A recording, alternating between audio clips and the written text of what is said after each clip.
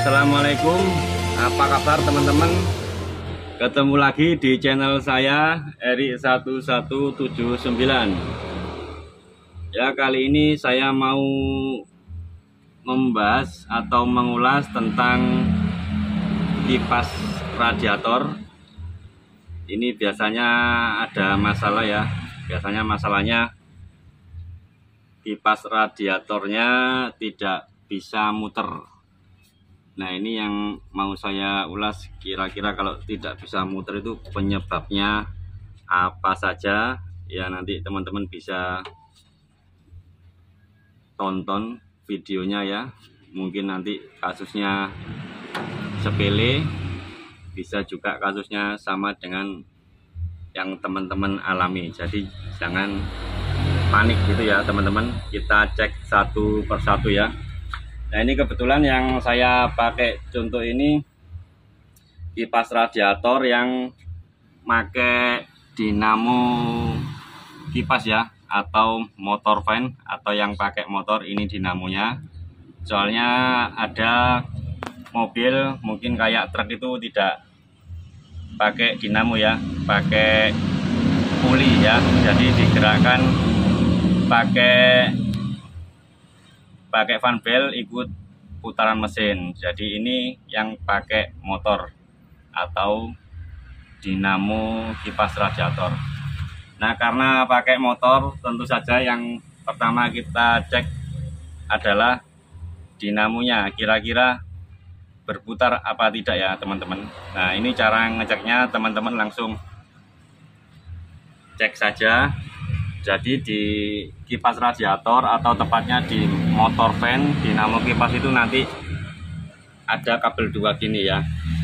Kalau masih ada soketnya ya ada soketnya kayak ini. Ini saya lepas saja. Nah, ini nanti mungkin soketnya bentuknya macam-macam ya teman-teman modelnya, atau mungkin kalau mobil teman mobil tua ya mungkin udah nggak ada soketnya juga bisa langsung sambungan. Nah, untuk tahap pertama ini untuk ngeceknya, karena masih ada soketnya, saya siapkan dua kabel ya untuk jumper ke aki langsung. Kira-kira masih muter nggak ini dinamo kipasnya atau motor kipasnya ini masih berfungsi apa tidak. Ya, ini yang udah nancep ya. Sekarang saya langsung jumper ke aki.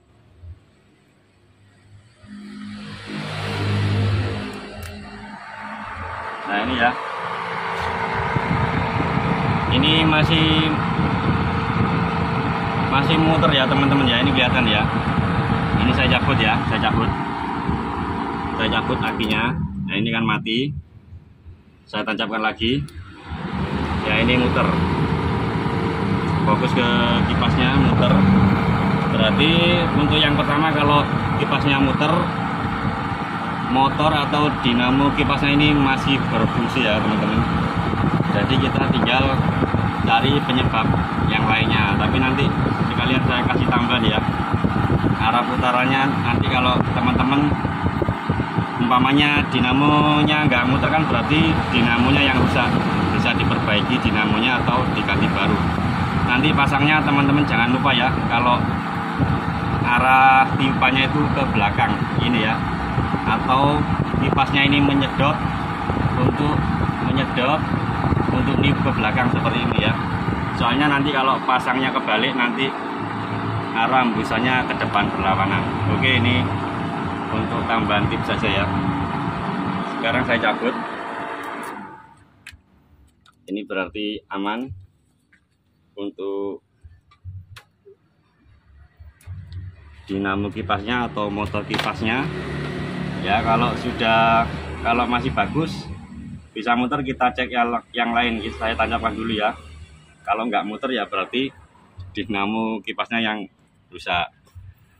Selanjutnya mungkin yang sepele ya teman-teman, saya juga pernah ngalami. Mungkin apabila mobil teman-teman, apalagi kalau jarang dipakai, itu cek mungkin kabel yang setelah soket ini ya, ada yang digigit tikus atau yang putus gitu. Jadi kabelnya perlu dicek juga ya, mungkin diurut, barangkali ada yang putus atau digigit tikus, itu bisa terjadi. Nah selanjutnya teman-teman itu bisa cek relay ya. Jadi kipas radiator itu umumnya itu pasti ya ada relaynya ya. Jadi teman-teman tinggal urut saja. Biasanya relaynya kalau mobil tua itu letaknya nggak jauh-jauh dari kipas radiator, biasanya daerah sini gitu. Tapi tiap mobil kan beda ya kalau mobil tua. Kalau mobil baru biasanya di dekat itu fuse box sekring ya. Nah ini kebetulan relay saya ada di sini ya teman-teman. Ini kan soalnya udah rakitan sendiri. Nah ini relay saya ini di sini. Nah kalau umpamanya teman-teman ini mobilnya udah dilangsungkan sekali on langsung nyala, itu coba didengerin. Kalau sekali on masih ada bunyi tek, itu berarti ya masih bekerja gitu ya. Ya, atau mungkin relaynya bisa dicabut ya, umpamanya bentuknya kayak gini.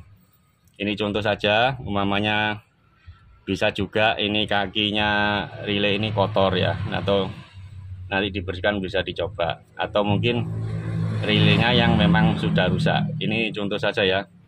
Nah nanti kalau teman-teman beli relay ya, harus disesuaikan dengan contohnya, mungkin kakinya 4 atau berapa gitu, terus sama skemanya ini harus sama ya, biar sesuai gitu ya, tidak terjadi korsleting kalau beli relay baru.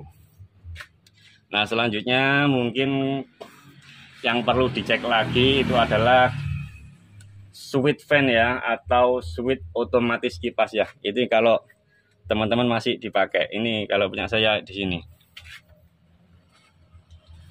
Nah ini ya bentuknya, ini punya saya udah modifikasi punya Magicom ya. Ini kalau punya teman-teman masih pakai otomatis kipas ya, atau switch thermo switch fan atau switch otomatis kipas tadi ya. Maaf saya ulang-ulang biar agak jelas. Nah ini fungsinya ini kan untuk menyalakan atau mematikan kipas radiator secara otomatis ya, mengikuti suhu mesin ya. Jadi kalau mesin sudah panas, kipas radiatornya akan nyala. Nanti kalau suhu mesin turun, akan mati lagi. Begitu seterusnya. Nah apabila teman-teman tadi udah itu, yang lainnya udah dicek, kalau ngecek switch itu bisa begini ya teman-teman. Switch otomatisnya ini kabelnya kan ada 2, atau nanti mungkin masih ada soketnya ya kayak tadi, itu dilepas, coba langsung di jumper. Jadi di jumper jadi 1. Kalau ada soketnya ya, soketnya langsung aja dikasih kabel. Yang penting intinya di jumper jadi 1. Terus kontak di on, istilahnya ini dilangsungkan. Nanti kalau kontak di on, kipasnya muter, berarti saluran kabelnya ini aman ya, tidak ada yang putus. Dan dipastikan switchnya ini yang rusak, switch otomatis kipasnya ini yang rusak ya, begitu. Tapi kalau nanti udah ini disambung, dilangsungkan, kipasnya masih tidak muter ya, ini perlu lebih sabar lagi ya untuk ngecek saluran kabel-kabelnya lagi. Ini mungkin yang terputus ya, atau mungkin butuh panduan yang ahli kelistrikan mungkin gitu ya. Nah itu tips dari saya ya, mungkin ini tips untuk pemula. Kurang lebihnya saya mohon maaf, semoga bermanfaat. Assalamualaikum warahmatullahi wabarakatuh.